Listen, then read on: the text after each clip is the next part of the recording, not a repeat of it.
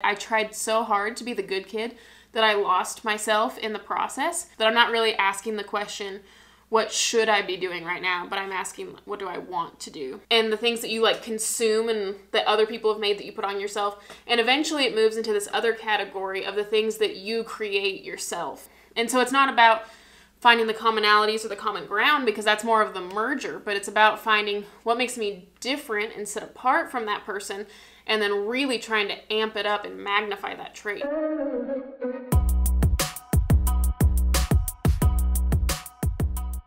Hey everybody, welcome to my channel. Okay, so in this video, I'm talking about how to be yourself or how to express yourself. I don't know exactly how I want to phrase it, but basically something along the lines of being true to yourself to the point where what you are like on the inside is completely aligned with what you present on the outside. So yeah, I've got a few things to talk about. I want to share like my journey with it, because I think I've been a lot very different over the course of the years. I had a hard time even figuring out what that meant to express yourself. I think to some people it comes really naturally, but that wasn't the type of person that I was. So anyways, if you struggle with that sort of thing too, then go ahead and keep on watching because I think it's so important. Okay, so the first thing I want to do is just kind of tell my story. And basically my whole life, I was never passionate about expressing myself at all. I never thought about expressing myself. It wasn't something that I was like in tune with. I remember like in junior high, the teachers saying like they really liked teaching junior high because those were the years that people began to express themselves and figure out what they liked and things like that. I kind of like waited and waited throughout the course of junior high for that to happen, and I never was like, oh yeah, I'm more myself now than I was. I never really had that moment. And then in my 8th grade year, I went to a school where we had uniforms, and I remember tons of kids hating that, and they were like, we took away self-expression. And I was always just very focused on the utility of it. I was like, I think this is pretty efficient. I don't see the problem with wearing uniforms. I know what I'm gonna wear every day. What's the big deal? So basically I just never cared about expressing myself. And when I got into high school, I didn't really develop any like hobbies, I would say. I didn't have any hobbies that I did for fun. I didn't ever care about how I dressed or how I communicated or the way I looked. I don't know, I just didn't have any sense of like zest, really. I was basically just really into school and just making sure that I was the good kid. And I think that that's a really common theme throughout this whole story, is that I always wanted to be the good kid and do the right thing. And I didn't ever want to be looked at in a weird way or singled out. So I kind of just made myself very vanilla, very meh. There was nothing very stand out about me, and it's like that was like the safer thing for me to do. I just kind of shrunk myself. Basically, if anyone asked me like, who is Alexis, that's like the hardest question for me to answer.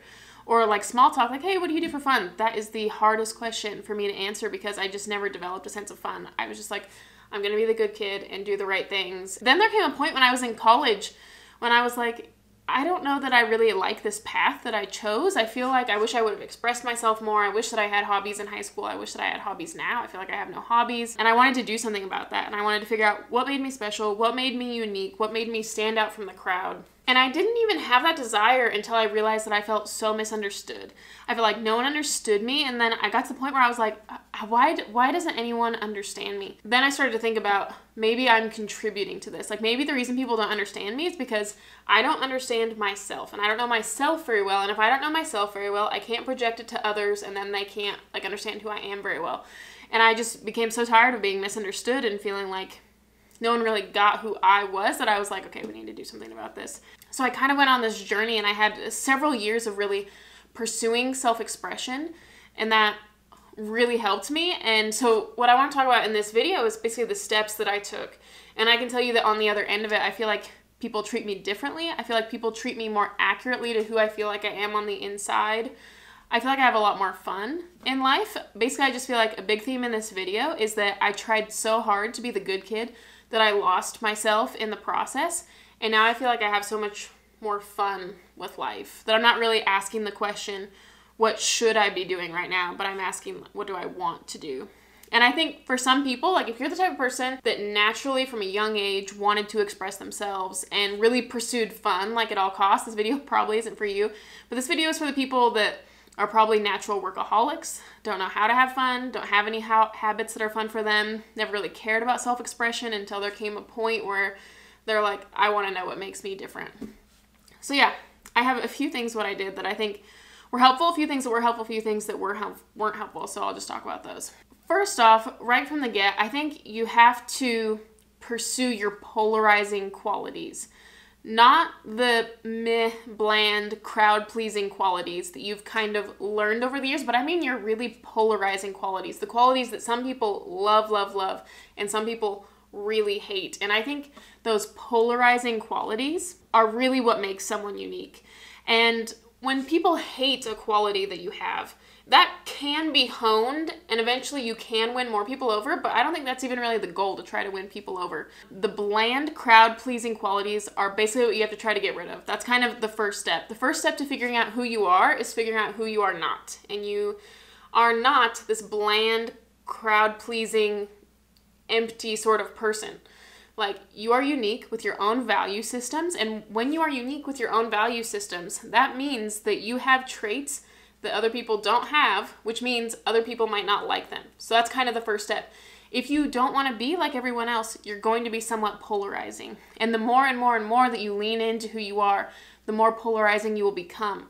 And that's a good thing, you know what I mean? As long as you're being kind, and these aren't unhealthy character traits, I think it's a good thing to be a little polarizing, lean into what makes you different, like especially in the way you dress. Like, when you get to the point that you dress in a way that some people are like, oh, I hate that. Like, when you think of people who really express themselves, like Jeffree Star is someone who comes to mind. The way he dresses is very polarizing, you could say, but you can tell that he's being more true to himself because he's getting more and more separated from the crowd and the pack, the more true to himself that he is. So the second thing is that, I kind of took this in math education. We have like this acronym that we use. It's awkward mechanical fluid, AMF. And it's basically that whenever you learn a new skill, at first it's like awkward and clumsy, then eventually you learn the rules and it's very like mechanical, here are the steps, you follow the steps, but then eventually you get to the point where it's more fluid and natural and you learn what rules you can't break and it just kind of comes naturally. But you have to go through that process first. So in this process, I would say there was definitely an awkward phase where, you know, you're just kind of trying everything out. And there are some things that you like and things that you don't like. But a big part of that is like a purge. At first I just purged. These are things I don't like. Because I think sometimes when you don't know who you are, the easiest thing is to know who you are not. So I did a purge of clothes that I didn't like. I purged my house and I used the Marie Kondo method of like what brings you joy. And I kind of just like, is this self-expressive for me? Because when people walk into my house, I want it to look like me. When they look at my outfits, I want it to look like me. When they listen to the music I'm playing, when they listen to the way that I communicate, when they look at my creations, I want it to all look like me and I want it to have a very distinct look. And it's getting more and more that direction. I try more and more every day to give things like my distinct look. So first I just was like, well, at the time I wasn't sure really what that was. So I was just like, okay, we're getting rid of everything that's not. Okay, some things I don't know, some things are maybes, I'm like, eh. And what I've decided is that if you're kind of like, maybe, maybe not on something, it's not. Okay, you have things that are hell yeses, everything else, it's not you. And what I found is that in this process is it actually was very difficult to find items that I felt like were me. And I think that's the case, is that you are so unique that items that truly like resonate with like who you are become really few and far between. So at the beginning, it's kind of like focused on the way you dress and the music you like and things like that, and the things that you like consume and that other people have made that you put on yourself. And eventually it moves into this other category of the things that you create yourself. And I think that is when you have run the full gamut of self-expression. But like I said, at the beginning, it's mostly how you dress, the music you listen to, the way you communicate with other people. And a lot of it has to do with the way that others perceive you. And I think that that gets more and more developed when you're creating something. And what I think was helpful, it's helpful to do all the personality tests, read personal development books. I think those things were helpful. Those things were a stepping stone on the way to getting there. Another thing that was kind of a stepping stone on the way to getting there is just looking at celebrities who I like, because celebrities tend to be like kind of like an exaggerated version of what you see like in everyday life. Like they just dress a little bit more flamboyantly. They might potentially be making art. So they are kind of like the pinnacle of expression. They have really like exaggerated self-expression. You know, kind of in this like awkward mechanical fluid, like when you're in the mechanical stage, like imitation is actually kind of helpful. When you don't know, first you know what you're not, and then you know sort of what you like when you look at celebrities. And I think I underestimated the value of like kind of like imitating like certain celebrities, because everyone has very different preferences with celebrities. And what I might think like, oh, everyone thinks this celebrity dresses well, and then I find out that they don't. So I think that was also an important piece. But I think the most impactful thing, like as time went on, when I eventually got to the fluid state, it just got to the point where I was so good at listening that I was able to just know if I liked something or didn't like something. And it seems kind of weird, but I just didn't know for the longest time, do I like the color pink? I don't know. I just like never even thought about things that I liked or didn't like. But over time, I kind of tuned in. I did so much questioning when I was purging my house. Do I like this shirt or do I not? And I was doing so much evaluating over time that eventually I got good at like hearing the whisper and like the intuition, like, do I really like something or not? And it's like you can hear like your intuition whispering, and you can tell when it's in alignment and when it resonates. And it's like the whole purpose of doing this is that you get one life and you should make choices that you want. And it's about so much more than just how you dress. I mean, that's the example that I use so often because that's a very tangible way where you can like mirror who you are on the inside. But it also comes down to choices that you make in your day-to-day life. Does this hobby align with who I am? Does this hobby like really light me up? And you have to get so good at answering the question, does it light me up? Is it a hell yes for me? And I was very slow at that at first. Like, I don't really know if and I honestly wouldn't even ask myself the question. It never occurred to me, do I like something or not? The question I always asked was, should I be doing that? Is this a responsible thing to be doing? But eventually, as you can get away from that and get detached from other people's expectations and what you should be doing, you can learn what you really like. And you can express yourself with the way you spend your time and your hobbies. And what that all adds up to is a life that expresses you. The worst case scenario would be that you get through your entire life and you didn't express who you really were. Like, I feel like we're all like unique pieces of this puzzle. And when you don't get to fully express who you are, it's like a waste. It's like a wasted life. I feel like people spend so much time learning how to blend and merge into society that we're just all kind of like one glob. And I feel like society is just like yearning for people that'll just like shoot out and be different. And I feel like those are the people that are successful. Like, we don't need more mergers. We've seen the mergers before. We need the individualists. Okay, and finally, this is something that I did the other day. And at first it sounds like a weird exercise. I don't know where I thought of this. I just had to do it. So you're going to write down a list of like 10 people you know and try to make them very different from each other. So 10 very different people, very different personalities, beliefs, just 10 different people, just kind of write them down. And I basically analyzed myself compared to that person. What makes me unique, stand out, different? I don't want to say like better than, but what strengths do I have that this person doesn't? And not like in a pretentious way. It really has nothing to do with the person because they have their own strengths and everything. But I just didn't really understand like what is even interesting about me. Like, I don't understand like what's good about me. But as you do like a comparison, like as you do this 10 times, I actually started seeing themes. Like, there are certain qualities that come out that kind of make me stand out from these different people.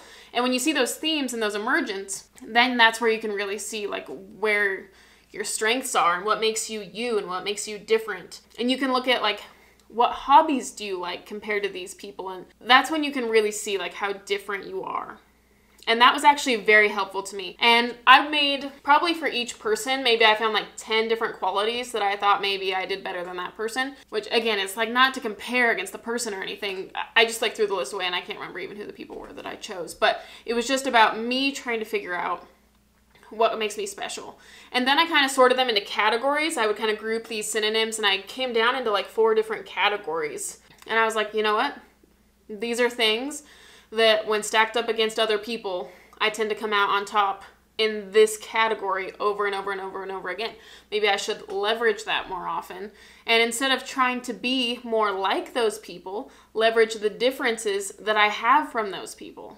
And so it's not about finding the commonalities or the common ground, because that's more of the merger, but it's about finding what makes me different and sit apart from that person, and then really trying to amp it up and magnify that trait. So yeah, that is actually kind of like a random hodgepodge video. I just don't even know what to call that. But it's basically just about how to be yourself and how to know what makes you special compared to other people. Because I feel like we all have these different traits.